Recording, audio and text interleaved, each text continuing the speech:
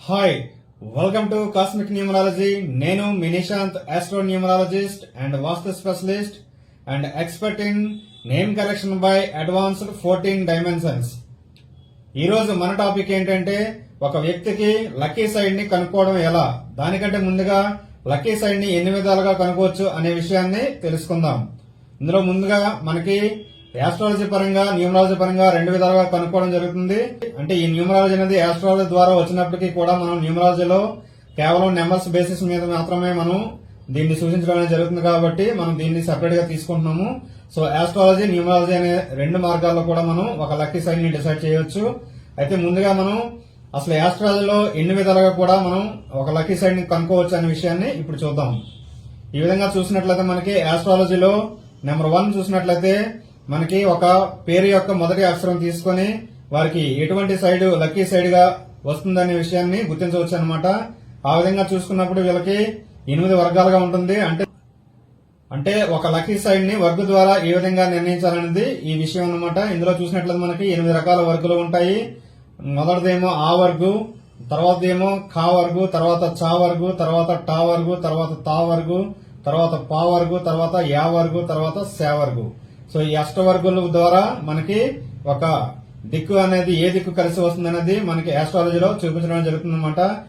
ఇక్కడ ఆ అంటే ఆహా వరకు, కా అంటే కా నుంచి జ్ఞా వరకు, చా అంటే చా నుంచి ఇంజ్ఞా వరకు, టా అంటే టా నుంచి నా వరకు, తా నుంచి నా వరకు, పా అంటే మా వరకు, యా అంటే ఎరల వరకు, తర్వాత సే అంటే బండెర వరకు. సో ఈ విధంగా వర్గులు అనేవి మనకి నిర్ణయించడం అనేది జరిగింది. వీటిలో మనకి ఆ వర్గు, కచట తప వర్గు, యా వర్గు, శా వర్గు అని మనకి 8 రకాలుగా విభజించడం జరిగింది అనమాట. సో ఈ విధంగా చూసుకున్నప్పుడు మనకి ఈ వర్గుల ద్వారా వచ్చేటువంటి రిజల్ట్ ఎంత వరకు ఉంటుందంటే మనకి 50% మాత్రమే ఉంటుంది. ఇది మెయిన్ చెప్పుకోవాలంటే మనకి డేట్ ఆఫ్ బర్త్ లేని వాళ్ళకి చాలా ముఖ్యంగా కూడా ఉపయోగపడుతుందని మనం చెప్పవచ్చు. నెక్స్ట్ విషయాన్ని మనం చూసినట్లయితే నక్షత్రం ద్వారా మనకి లక్కీ సైడ్ ని కనుక్కోవడం ఎలా అనేది మనకి 27 నక్షత్రాలు ఉంటాయి. ఒక్కొక్క నక్షత్రానికి కూడా ఒక్కొక్క గ్రహాధిపతి ఉండడం అనేది జరుగుతుంది. దీని ద్వారా నిర్ణయించబడిన అదృష్ట దిక్కు మనకి 75% వరకు ఫలితాన్ని ఇస్తుంది. ఇట్ల ద్వారా మనకి ఒక లక్కీ సైడ్ ని గుర్తించడం అనేది జరుగుతుంది. ఈ రాశులు కూడా 12 రకాల రాశులు ఉంటాయి. ఒక్కొక్క రాశికి ఒక్కొక్క గ్రహాధిపతి ఉండడం జరుగుతుంది. దాన్ని బట్టి అదృష్ట దిక్కుని ఇవ్వడం జరుగుతుంది. సో దీని ద్వారా మనం లక్కీ సైడ్ ని తీసుకున్నట్లయితే మనకి 60% వరకు మనకి రిజల్ట్ అనేది రావడం జరుగుతుంది. నెక్స్ట్ విషయాన్ని మనం తీసుకున్నట్లయితే న్యూమరాలజీ పరంగా ఒక లక్కీ సైడ్ ని డిసైడ్ చేయడము. ఈ లక్కీ సైడ్ ని డిసైడ్ చేసేటప్పుడు మనకి న్యూమరాలజీలో మొదటిగా మనం స్టార్టింగ్ లెటర్ ని తీసుకుంటాము. ఈ స్టార్టింగ్ లెటర్ ద్వారా అంటే మనకి ఇంగ్లీష్ లెటర్స్ లో మనకి ఏ నుంచి జెడ్ వరకు 26 లెటర్స్ ఉంటాయి కదా. ఈ 26 లెటర్స్ లో మనకి మన నేమ్ యొక్క స్టార్టింగ్ లెటర్ అయితే తెలుసుకొని దాని ద్వారా దిక్కుని అనేది నిర్ణయించడం జరుగుతుంది. సో ఈ స్టార్టింగ్ లెటర్ ద్వారా మనకి నిర్ణయించేటువంటి దిక్కు అనేది మనకి 50% వరకు మనకి రిజల్ట్ ఇవ్వడం అనేది జరుగుతుంది. ఇంకా నెక్స్ట్ చూసినట్లయితే బర్త్ నెంబరు లేదంటే రూలింగ్ నెంబరు. ఈ న్యూమరాలజీలో బర్త్ నెంబరు లేదా రూలింగ్ నెంబర్ బేస్ చేసుకుని మనకి లక్కీ సైడ్ డిసైడ్ చేయడం జరుగుతుంది. ఫర్ ఎగ్జాంపుల్ మనం ఒక డేట్ ఆఫ్ బర్త్ తీసుకుని అంటే ఫర్ ఎగ్జాంపుల్ మనం ఒక 23/6/1989 అంటే డేట్ 23 దానిని 2+3 చేస్తే మనకి 5 వస్తుంది అనమాట. కాబట్టి దీనికి సంబంధించిన దిక్కుని సూచించడం అనేది జరుగుతుంది. దీని ద్వారా మనకి మనం ఎప్పుడైతే బర్త్ నెంబర్ ద్వారా లక్కీ సైడ్ ని మనం డిసైడ్ చేయడం జరిగిందో అప్పుడు 60% వరకు రిజల్ట్ అనేది రావడం జరుగుతుంది. నెక్స్ట్ మనం చూసినట్లయితే డెస్టినీ నెంబర్ బేస్ చేసుకుని సో ఈ డెస్టినీ నెంబర్ మనకు బేస్ చేసుకుని న్యూమరాలజీ ద్వారా ఒక అదృష్ట దిక్కుని నిర్ణయించడం జరుగుతుంది. ఫర్ ఎగ్జాంపుల్ మనం ఒక డేట్ ఆఫ్ బర్త్ తీసుకుందాం.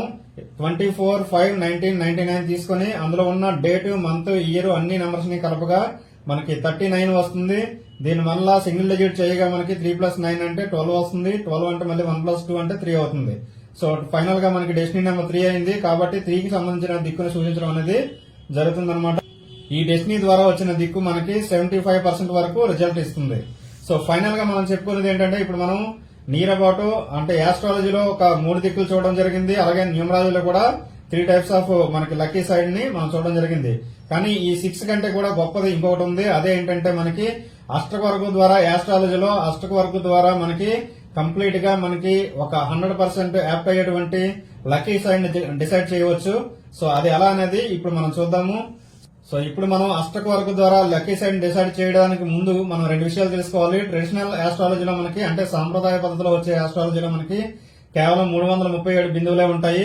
337 బిందువులు అనేది మనకి రాంగ్ అనేది మన కేపీ ఆస్ట్రాలజీ ద్వారా కృష్ణమూర్తి గారు తెలియజేయడం జరిగింది అనమాట. అంటే అవి మనం ఒక లక్కీ సైన్ డిసైడ్ చేయడానికి పర్ఫెక్ట్ గా ఉండదు అనేది మనం తెలుసుకోవాలి. సో అందుకనే మనం కేపీ ఆస్ట్రాలజీ పరంగా మనకి 429 బిందువులు వచ్చేటువంటి అష్టకవర్గం మనం వేసుకోవాలి. ఇక్కడ యాప్ లో మనకి దొరకదు కాబట్టి మనమే మాన్యువల్ గా వేసుకోవాల్సి ఉంటుందన్నమాట.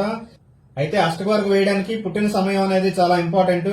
ఇప్పుడు అష్టవర్గ ద్వారా లక్కీ సైడ్ డిసైడ్ చేయడం అనేది చూద్దాము. దానికంటే ముందుగా మనం ఏంటంటే ఫుల్ టైం సర్వీస్ లో మనం ఈ సర్వీస్ ని ఫ్రీగా ఇస్తాము. ఒకవేళ ఆ స్తోమత లేదు అంటే ఫుల్ టైం సర్వీస్ తీసుకునే స్తోమత లేదంటే కనుక సెపరేట్ గా ఈ సర్వీస్ ని కూడా తీసుకోవచ్చు. నెక్స్ట్ మనం చేయబోయే వీడియో కూడా ఇంకొకటి ఉంటుంది. అదేంటంటే మన యొక్క ఆర్థిక బిందువులు అంటే మనం ఎంతవరకు ధనం సంపాదించగలం అనేది నెక్స్ట్ వీడియోలో ఇంకో ఇది కూడా మనకి అష్టవర్గ ద్వారానే నిర్ణయిస్తాము. సో ఈ రెండు సర్వీసులు కలిపి తీసుకోవచ్చు, లేదంటే సెపరేట్ గా కూడా ఒక్కొక్క సర్వీస్ తీసుకోవచ్చు. అంటే ఎవరంటే ఫుల్ టైం సర్వీస్ తీసుకునే స్తోమత లేని వాళ్ళు ఈ విధంగా కూడా మనం తీసుకోవచ్చు అనమాట. అదేంటనేది నెక్స్ట్ వీడియోలో చూద్దాము. అది ఆర్థిక బిందువులు ఎలా వస్తాయనేది.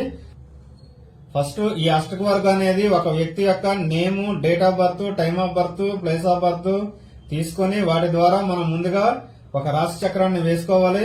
దాని తర్వాత లగ్న స్థానాన్ని నిర్ణయించాలి. ఇది మనం ఫాలో అయ్యేటువంటి అద్భుతమైన అష్టవర్గ అనేది కేపీ ఆస్ట్రాలజీ ద్వారా వేయడం జరుగుతుంది. ఇందులో 429 బిందువులు అనేది ఉండడం జరుగుతుంది. ఈ అష్టవర్గ వేయడానికి ముందుగా 8 గ్రహాల అష్టవర్గులు మరియు లగ్నం యొక్క అష్టవర్గు తెలుసుకోవాలి. అవేంటంటే రవి అష్టకవర్గు, చంద్ర అష్టకవర్గు, కుజ అష్టకవర్గు, బుధ అష్టకవర్గు, గురు అష్టకవర్గు, శుక్ర అష్టకవర్గు, శని అష్టకవర్గు, రాహు అష్టకవర్గు. ఇందులో కేతు అష్టకవర్గం అనేది ఉండదు, ఎందుకంటే రాహుకేతులు కలిస్తేనే ఒక మెయిన్ గ్రహం అనేది వస్తుందన్నమాట. సో ఈ 8 గ్రహాల అష్టవర్గులతో పాటు మనం 9వ అయినటువంటి లగ్నాష్టవర్గం కూడా మనం వేసుకోవాలి.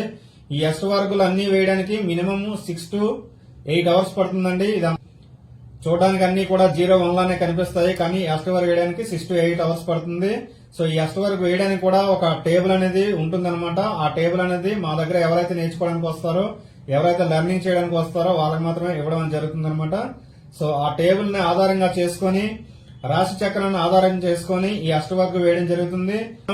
రవి అష్టవర్గ వేసుకోవడానికి రవి ఏ స్థానంలో ఉన్నాడో చూసుకొని ఆ స్థానం అధిపతి ఎవరో తెలుసుకొని ఆ స్థానం నుంచి ప్రారంభించి బిందువులు వేసుకోవడం జరుగుతుంది. ఆ విధంగా రావడం జరుగుతుంది.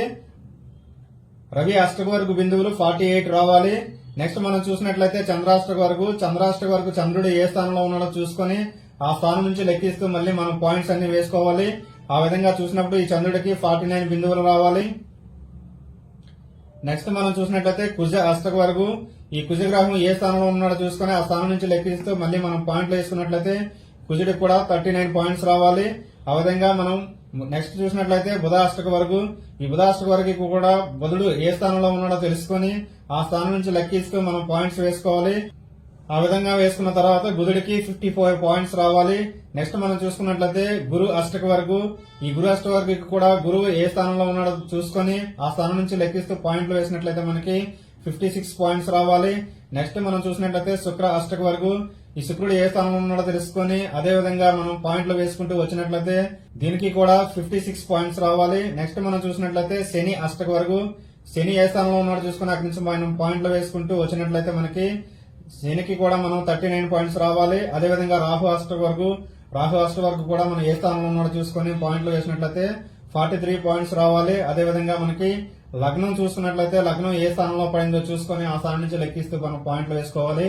ఆ విధంగా పాయింట్లు వేసుకున్న తర్వాత లగ్నానికి 45 పాయింట్స్ రావాలి. ఇప్పుడు 8 గ్రహాలకి ప్లస్ లగ్నానికి కలిపి మొత్తం పాయింట్స్ వేసుకుని టోటల్ గా యాడ్ చేసినట్లయితే మనకి ఇవన్నీ కూడినట్లయితే మనకి కంప్లీట్ గా 429 బిందువులు రావాలి. ఈ విధంగా వస్తేనే పర్ఫెక్ట్ గా వచ్చినట్టు, లేదంటే మనం ఎక్కడో మిస్టేక్ చేసినట్లే. ఇప్పుడు మనకు వచ్చినటువంటి 9 అష్టక వర్గులని ఒక సర్వాష్టక వర్గులో వేసుకోవాలి. సర్వాష్టక వర్గం అంటే ఈ 9 కలిసి ఉన్న అష్టక వర్గులని మనం సర్వాష్టక వర్గని అంటాము. దీనిలో హారిజెంటల్ గా మనం మేషం నుంచి మీనం వరకు వేసుకోవాలి. వర్టికల్ గా ఈ 8 గ్రహాల యొక్క అష్టక వర్గులు మరియు లగ్నం యొక్క అష్టక వర్గు వేసుకోవాలి. ఇప్పుడు క్రింద లైన్ లో హారిజెంటల్ గా కూడిన 429 బిందువులు రావాలి. అదేవిధంగా వర్టికల్ గా కూడిన 429 బిందువులు అనేవి రావాలి, లేదంటే మనం ఎక్కడో మిస్టేక్ చేసినట్లే. ఈ విధంగా వేసుకున్న తర్వాత మళ్ళీ మనం ఒక్కొక్క గ్రహానికి మరియు లగ్నానికి మేషం నుంచి మీనం వరకు గల బిందువులను సర్వాష్టక వరకు చూసి వేసుకోవాలి. అలా వేసుకున్న తర్వాత ఈ విధంగా వస్తాయి 8 గ్రహాల అష్టక వర్గులు, లగ్నం యొక్క వర్గు ఈ విధంగా వస్తాయి. ఇప్పుడు మనకి 4 దిక్కులకి 4 ఫార్ములాస్ ఉంటాయి. ఆ ఫార్ములాలో ఆ విలువను అప్లై చేస్తే దానిలో మనకి ఏ దిక్కుకి ఎక్కువ పాయింట్లు వస్తే ఆ దిక్కు వారికి లక్కీ దిక్కుగా మనం చెప్పడం జరుగుతుంది. ఈ విధంగా ఏ దిక్కుకి అతి తక్కువ పాయింట్లు వస్తే ఆ దిక్కుని అన్లక్కీ సైడ్ గా అంటే దురదృష్ట దిక్కుగా చెప్పడం జరుగుతుంది. ఫర్ ఎగ్జాంపుల్ ఇక్కడ మనం తీసుకున్నట్లయితే నార్త్ కి మనం ఫార్ములా తీసుకుందాము. కర్కాటకం ప్లస్ వృశ్చికం ప్లస్ మీనం.